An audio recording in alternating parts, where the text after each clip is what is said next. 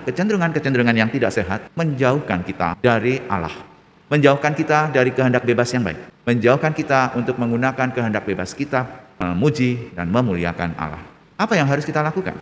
Untuk bisa mampu membedakan ini, manusia perlu perangkat.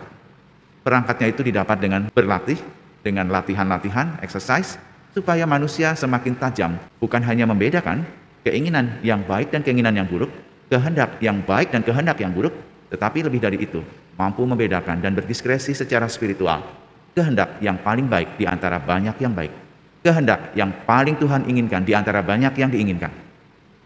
Semoga inspirasi bacaan ini terus-menerus membawa kita untuk melakukan laku tapa, olah diri, periksa batin, sehingga kita menjadi pribadi yang mampu berdiskresi, membedakan roh-roh yang jahat dan roh-roh yang baik yang ada di dalam diri kita, dan membuat hidup kita semakin merdeka dan bebas di hadapan Allah untuk memuji dan memuliakan namanya.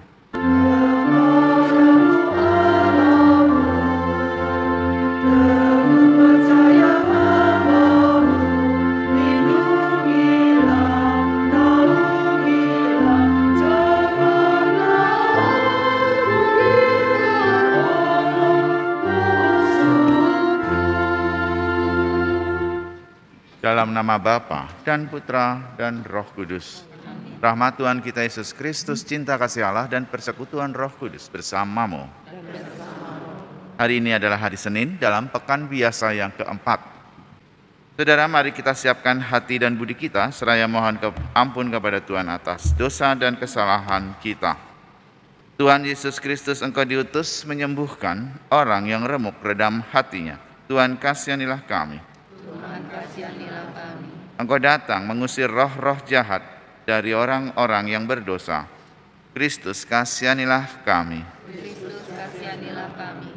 Engkau datang untuk memanggil orang yang berdosa, bukan orang yang sehat. Tuhan, kasihanilah kami.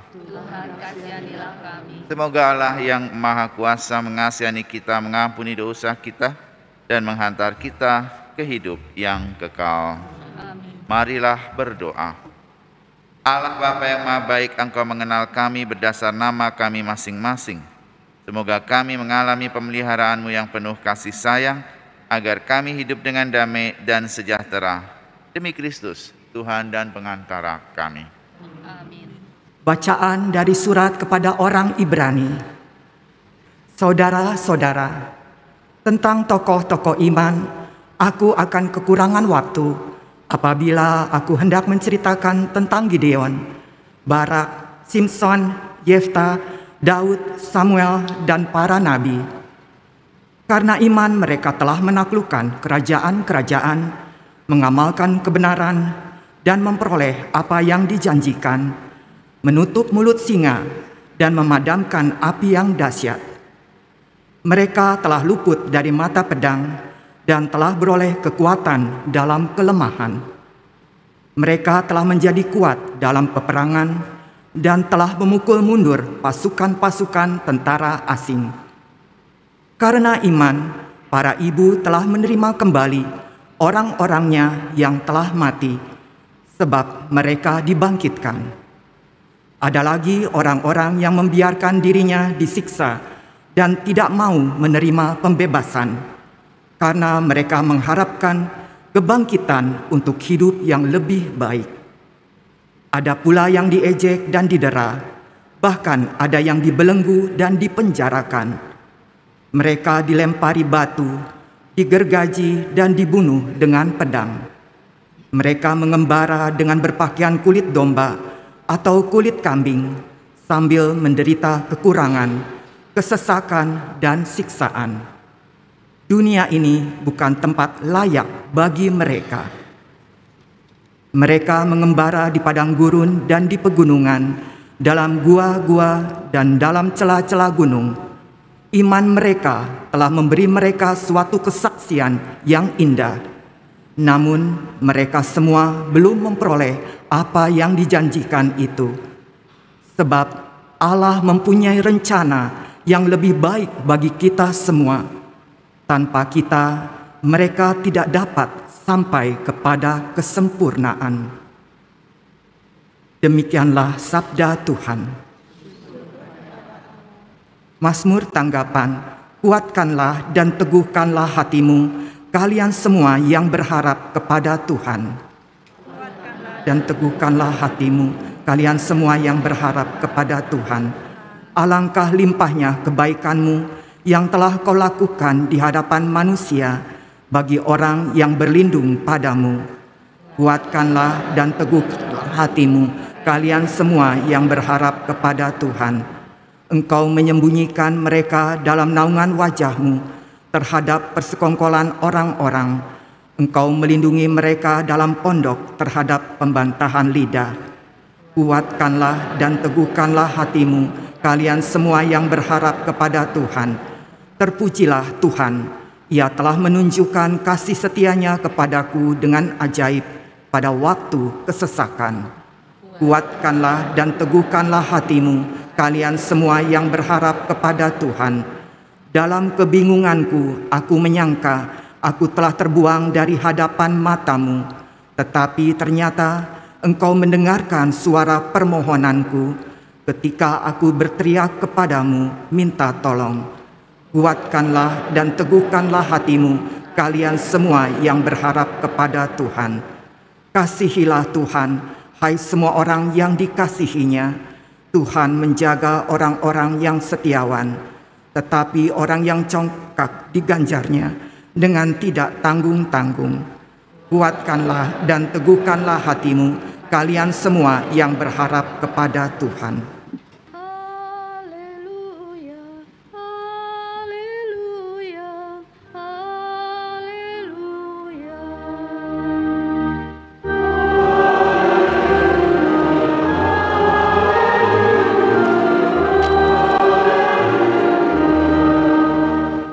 Seorang nabi besar telah muncul di tengah kita, dan Allah mengunjungi umatnya. Haleluya, haleluya, haleluya. Tuhan bersamamu. Inilah Injil suci menurut Santo Markus.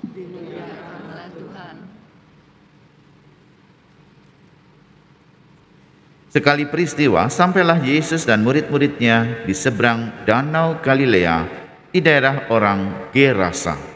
Baru saja Yesus turun dari perahu, datanglah kepadanya seorang yang kerasukan roh jahat dari pekuburan. Orang itu diam di sana, dan tidak ada lagi yang sanggup mengikatnya dengan rantai sekalipun.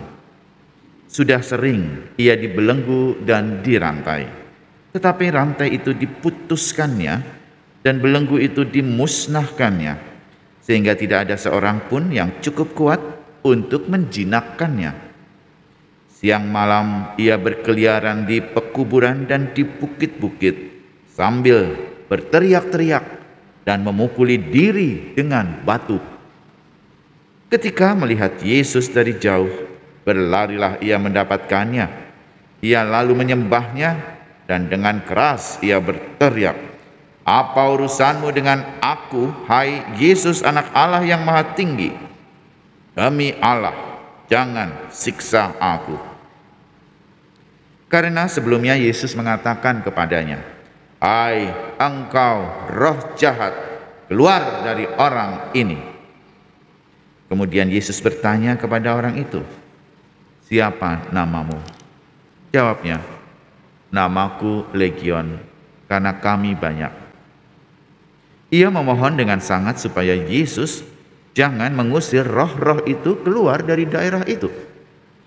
Adalah di sana di lereng bukit, sekawanan babi sedang mencari makan. Lalu roh-roh itu meminta kepada Yesus, katanya, "Suruhlah kami pindah ke dalam babi-babi itu dan biarkanlah kami memasukinya." Yesus mengabulkan permintaan mereka. Lalu keluarlah roh-roh jahat itu dan memasuki babi-babi itu. Maka kawanan babi yang kira-kira 2.000 jumlahnya terjun dari tepi jurang ke dalam danau dan mati lemas di dalamnya. Maka larilah penjaga-penjaga babi itu, Mereka menceritakan hal itu di kota dan di kampung-kampung sekitarnya. Lalu keluarlah orang untuk melihat apa yang telah terjadi. Mereka datang kepada Yesus dan melihat orang yang kerasukan itu duduk. Orang yang tadinya kerasukan legion itu kini berpakaian dan sudah waras. Maka takutlah mereka. Orang-orang yang telah melihat sendiri hal itu menceritakan apa yang telah terjadi atas orang yang kerasukan setan itu dan tentang babi-babi itu. Lalu mereka mendesak Yesus supaya ia meninggalkan daerah mereka. Pada waktu Yesus naik lagi ke dalam perahu, orang yang tadinya kerasukan setan itu meminta supaya ia diperkenankan menyertai Yesus. Tetapi Yesus tidak memperkenankannya. Yesus berkata kepada orang itu, "Pulanglah ke rumahmu, kepada orang-orang sekampungmu, dan beritahukanlah kepada mereka segala yang telah diperbuat Tuhan atasmu, dan ceritakanlah bagaimana Ia telah mengasihi engkau." Orang itu pun pergi dan mulai memberitakan di daerah Dekapolis segala yang telah diperbuat Yesus atas dirinya, dan mereka semua menjadi heran. Demikianlah sabda Tuhan. Terpujilah Kristus. Saudara-saudari, Ibu Bapak, Injil hari ini cukup panjang ya. Tetapi kisahnya jelas bagaimana Yesus mengusir roh jahat. Bukan hanya rohnya satu tapi legion.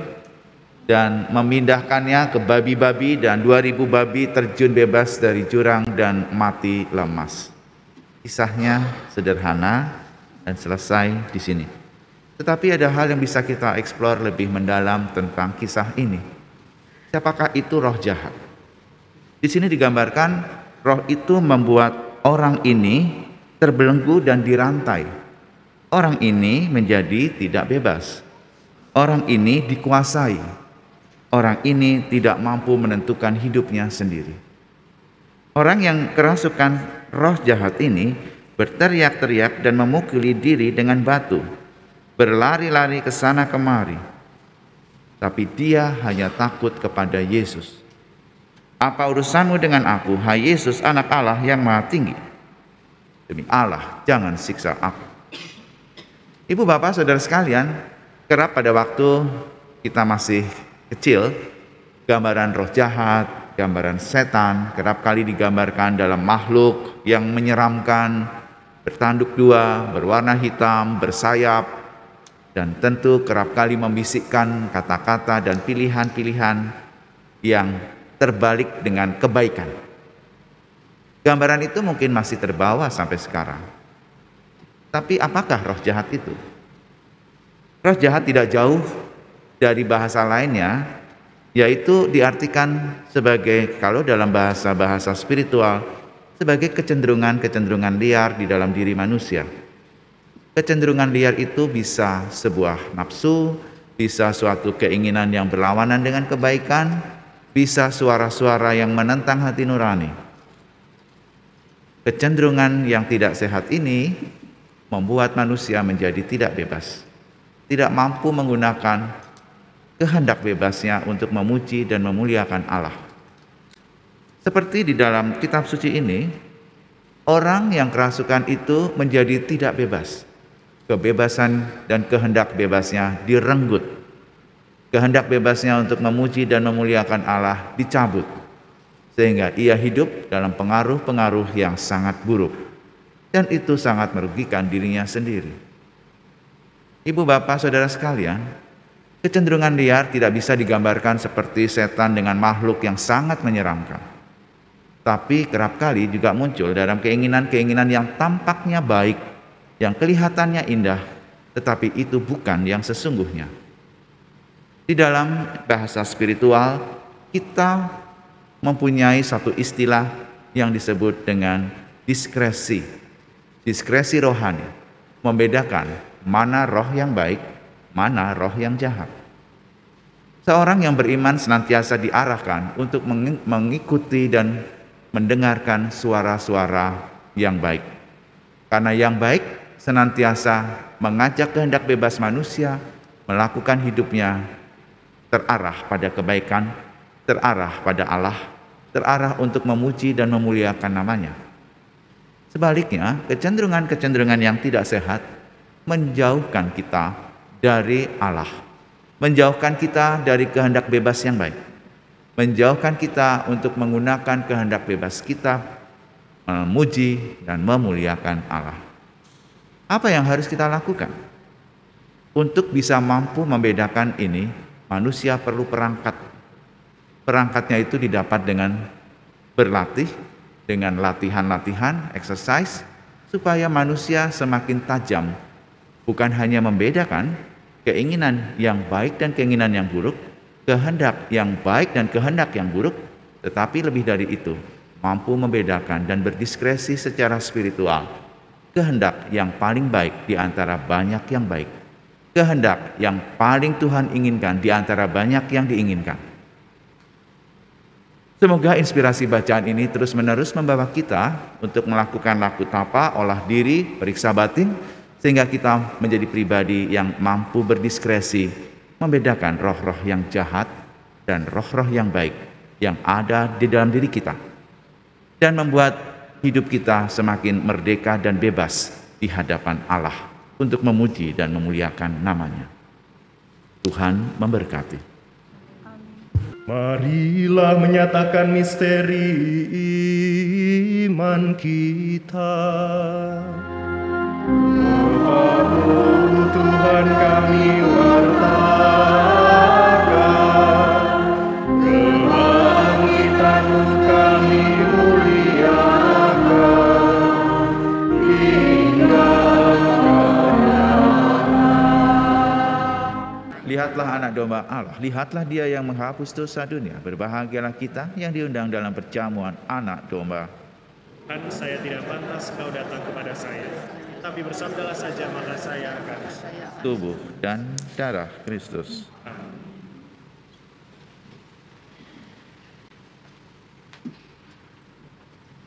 Marilah berdoa.